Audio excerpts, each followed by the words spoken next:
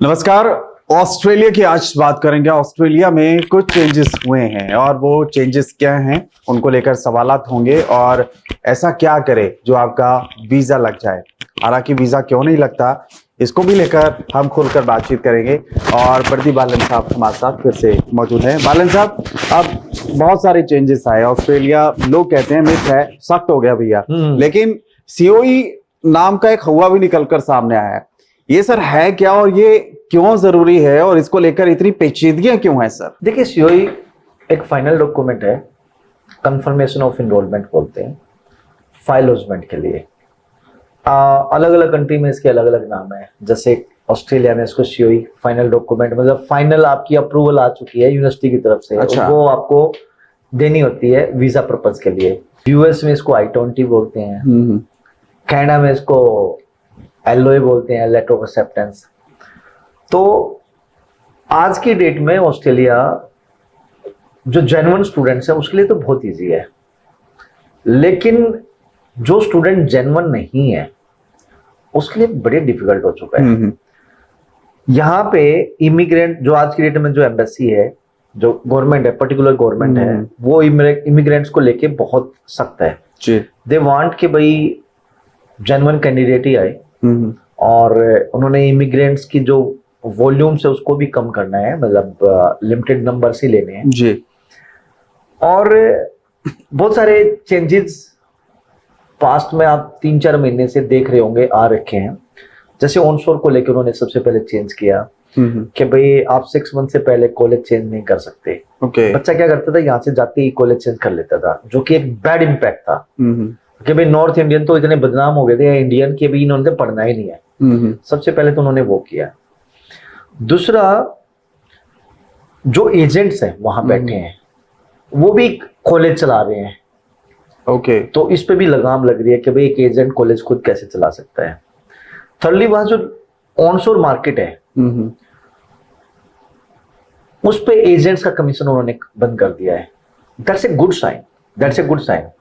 अभी ये लेके आए हैं, GT रिप्लेस हुई है विद जेन्युइन स्टूडेंट रिक्वायरमेंट से। ये भी एक अच्छा साइन है कि भाई आप पढ़ने आ रहे हैं। पहले क्या होता था कि आप बोलते थे कि भाई पढ़ने आ रहे हो, पढ़ो और वापस चले जाओ। अब वो कह रहे हैं हमें पता है कि you want to settle there, हम इस बारे में बात ही नहीं करेंगे कि भाई आप टेम्परेरी आओ, बट इस बात की जरूर गारंटी होगी कि आप पढ़ने आ रहे हैं जिस भी कोर्स में पढ़ो, और माइट बी आप पे 8503 लग सकती है, नो फर्दर स्टे। मतलब अगर आप पढ़ने आए, पढ़ो, 485 लो, अपना पोस्ट स्टडी वर्क वीजा, आपको PR मिलती है, वेल एंड गुड। नहीं मिलती तो लॉफुली अपनी कंट्री वापस ले जाओ जी। पास्ट में क्या होता था, एक वीजा, फिर दूसरा वीजा, फिर तीसरा वीजा, फिर चौथा वीजा डालते रहते थे। अब नहीं कर पाओगे अगर आप पे कोई कंडीशन ऐसी आ गई तो। अच्छा, अगर एम्बेसी को लगता है कि भाई आप एक जेन्युइन स्टूडेंट नहीं हो, या जेन्युइन हो भी तो, लेकिन मुझे लगता है कि भी आपकी फैमिली सिचुएशन जो है आज की डेट में, और आपको वीजा तो मिलना चाहिए लेकिन आप आगे फर्दर स्टे नहीं कर सकते, अगर ऐसा कोई सब क्लोज लग गया तो जाएंगे, पढ़ेंगे, वर्क वीजा लेंगे, PR मिली, वेल एंड गुड, वापस आ जाओगे जी। हाँ, ऐसा नहीं लगता तो माइट भी आप आगे अपना वीजा एक्सटेंड करा सकते हो। मान लो आपने बैचलर के बाद मास्टर्स ले लिया जी। ठीक है। जेन्युइन स्टूडेंट किसको मानती है ऑस्ट्रेलिया? जेन्युइन स्टूडेंट का मतलब ये है कि आप मेरे कंट्री में पढ़ने आ रहे हो, आप पढ़ने आओ, आपका प्राइम मोटो ओनली पढ़ाई हो, आपका प्राइम मोटो काम करना ना हो, काम करके अगले साल की फीस ना निकालो। ठीक है। यहाँ खासकर इंडिया में क्या प्रॉब्लम है कि भाई आप एक सेमेस्टर की फीस पे करके जा रहे हो ऑस्ट्रेलिया में, नेक्स्ट सेमेस्टर की फीस पेरेंट्स ने नहीं भेजनी, आप कमा के ही करोगे। भाई 3 महीने में इतना कितना कमा लोगे कि नेक्स्ट सेमेस्टर की फीस पे कर दोगे? ये एक सबसे बड़ी प्रॉब्लम है जी। वो चाहते हैं कि आप जेन्युइन स्टूडेंट्स हो, आपका पढ़ाई का पर्पस हो, आप पढ़िए और आपकी फैमिली फाइनेंशियल साउंड हो, आपका first year, second year, third year, जितनी भी टाइप की आपकी एजुकेशन है वो आपके पेरेंट्स आपको स्पॉन्सर करें। ठीक है। हाँ, यस, यू कैन वर्क, आप काम कर सकते हो जी, लेकिन आप काम करके इतना रिलाई नहीं हो सकते कि भाई आप अपनी फीस भी निकाल पाओ। जी। काम करके आप अपना खाने पीने रहने के खर्चे निकाल सकते हो। तो यहाँ पे एम्बेसी जेन्युइन स्टूडेंट उसको मानती है जो प्रोग्रेसिव एजुकेशन में जा रहा है, जो फैमिली जिसकी बड़ी साउंड है, जी जी। ठीक है, और जिसके इंडिया में टाई अप्स अच्छे हैं, मतलब स्टडी कंप्लीट करने के बाद कुछ रीजंस हैं कि ये वापस आएगा ही आएगा, तो इसको ये जेन्युइन स्टूडेंट्स मानते हैं।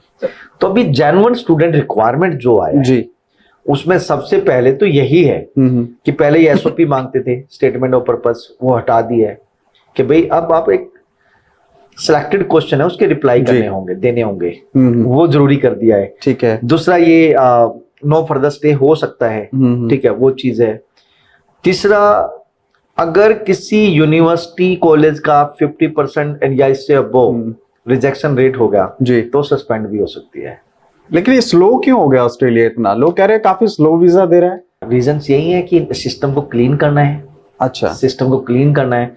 अब यहाँ यूनिवर्सिटीज कॉलेज का ना असेसमेंट लेवल है, और असेसमेंट लेवल 1 2 3। ओके। जिसका 1 है मतलब वो लो रिस्क में आता है, 2 का मतलब मीडियम रिस्क में आता है, 3 में मतलब हाई रिस्क में आता है। आप असेसमेंट लेवल 1 में अगर आप फाइल लगा रहे हो तो आपका आज की डेट में फास्ट वीजा प्रोसेस है। अच्छा। वहीं आप 3 में लगा रहे हो तो आपका प्रोसेस, वीजा प्रोसेस थोड़ा सा लो है, स्लो है। तो कौन यूनिवर्सिटी चाहेगी कि मेरा वीजा प्रोसेस फास्ट ना हो? कौन यूनिवर्सिटी कॉलेज नहीं चाहेगा कि मेरा सक्सेस रेट हाई हो? ओके। ठीक है, अगर आपका 50% and above success refusal rate हो गया तो आप तो सस्पेंड हो जाओगे, आप इंटरनेशनल स्टूडेंट को होस्ट भी नहीं कर सकते for the time being. Okay. तो अब क्या है, ये प्रोसेस स्लो किस लिए हुआ है?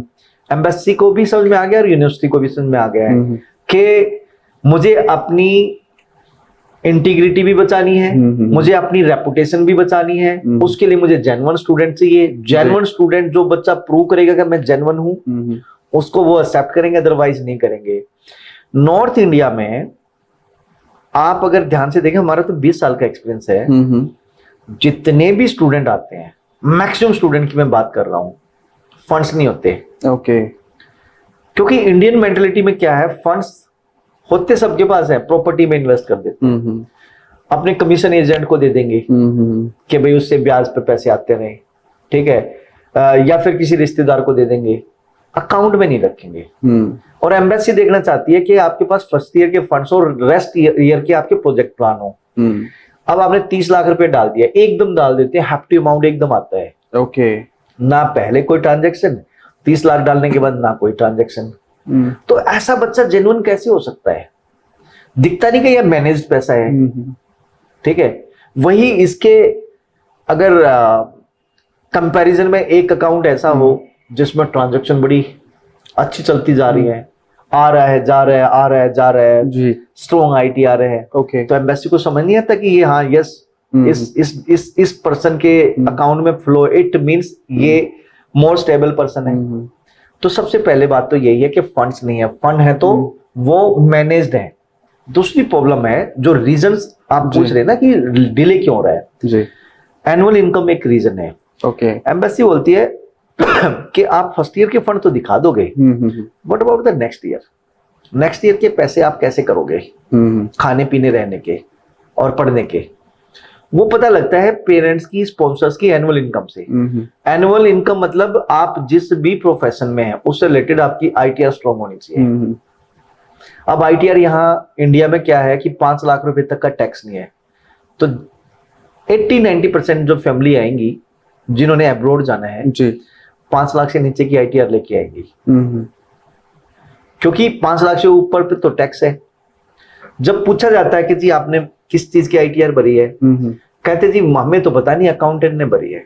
ओके, अच्छा बता भी देंगे कि जी तो पाएगा डेयरी इनकम, ओके, पाएगा प्रॉपर्टी डीलर, पाएगा बुटीक, पाएगा ट्यूशन सेंटर्स।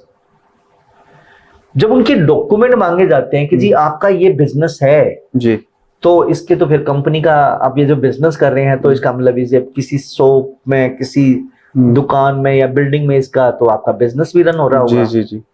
तो show us the rent agreement, वो नहीं मिलता जी। शो अस द, अगर प्रोप्राइटर है तो शॉप एक्ट में कंपनी का registration, MSc certificate, private limited है तो एमओई दिखाओ, पार्टनरशिप है तो पार्टनरशिप डीड प्लस में उसकी रजिस्ट्रेशन दिखाओ, वो होती नहीं जी। बिल दिखाओ, बिल नहीं होते, ठीक है। आईटीआर दिखाओ, आईटीआर स्ट्रॉन्ग नहीं होती, ठीक है। जीएसटी नहीं होता, जीएसटी रिटर्न नहीं होती जी, करंट अकाउंट स्टेटमेंट नहीं होता। तो ये भी एक रीजन है डिले होने का कि भाई आप जेन्युइन स्टूडेंट ही नहीं है। आपने फंड तो दिखा दिया, आपके एकेडमिक अच्छे हैं, आपने आईएलटीएस पीटी का स्कोर भी अच्छा ले लिया, लेकिन आपके पास तो बिजनेस तो है ही नहीं जी, जेन्युइन। अच्छा, आपने दिखा दिया आईटीआर में बिजनेस है, उससे सपोर्टिंग डॉक्यूमेंट नहीं, it mean it is fake. जी, आप जॉब कर रहे हो तो आप अपॉइंटमेंट लेटर दिखाओ, वर्क एक्सपीरियंस सर्टिफिकेट दिखाओ, जी। सैलरी अकाउंट में होनी चाहिए। बिल्कुल। लोग कहते हैं जी कैश, कैश सैलरी कहाँ है, कैश सैलरी को देता ही नहीं, देता है। इट मीन एम्बेसी को लगता है जो कैश दे रहे हैं, इट मीन वो कैंडिडेट ने मैनेज किया है, वो मैनेज किया है, जेन्युइन नहीं है। अब आप कहीं जॉब कर रहे हो तो सैलरी अकाउंट में आ रही होगी, सैलरी चाहिए, आ रही है ना, अकाउंट में आ रही होगी ना। तो वो चीजें नहीं हो रही है, तो एम्बेसी को लगता है बल्कि एम्बेसी से पहले तो यूनिवर्सिटी और कॉलेज को लगता है इट इज मैनेज्ड। ऐसे कैंडिडेट को अगर वो सीओई देंगे और उसका रिजेक्शन आ गया तो उसका असेसमेंट लेवल नीचे जाएगा ना, 1 वाले का 2 में जाएगा, 2 वाले का 3 में चला जाएगा, और बल्कि वो रहना 1 में चाहते हैं। ये एक रीजन है कि प्रोसेस स्लो हो गया है, और कैंडिडेट को समझना पड़ेगा अगले साल से महीने में ऑस्ट्रेलिया बहुत रिफाइन होने जा रहा है। सिर्फ उस कैंडिडेट को वीजा मिलेगा जो बहुत जेन्युइन होगा जी। मतलब आप जो भी डॉक्यूमेंट दिखा, जो भी एविडेंस दे रहे हैं उसके डॉक्यूमेंट होने चाहिए, ठीक है। आप कह रहे हैं कि मेरा बिजनेस है जी, तो बिजनेस के सारे डॉक्यूमेंट। आप कह रहे हैं मेरा आईटी वो क्या नाम है गवर्नमेंट जॉब, तो गवर्नमेंट जॉब के सारे डॉक्यूमेंट। आप कह रहे हैं मैं एग्रीकल्चरिस्ट जी, तो आपके जे फॉर्म और जे फॉर्म जो कटे हैं वो भी ऑनलाइन होने चाहिए, और वो पैसा अकाउंट में आना चाहिए कमीशन एजेंट की तरफ से, ठीक है। आपकी नॉलेज देख के ना आपको नाम देना चाहूंगा, प्रोफेसर साहब। अरे सर, लेकिन प्रोफेसर साहब ये बताएं, पीआर लेना क्यों मुश्किल हो रहा है ऑस्ट्रेलिया के लिए? मुश्किल तो नहीं है, लेकिन कैंडिडेट ना पढ़ाई नहीं करता। अच्छा, तो करे क्या?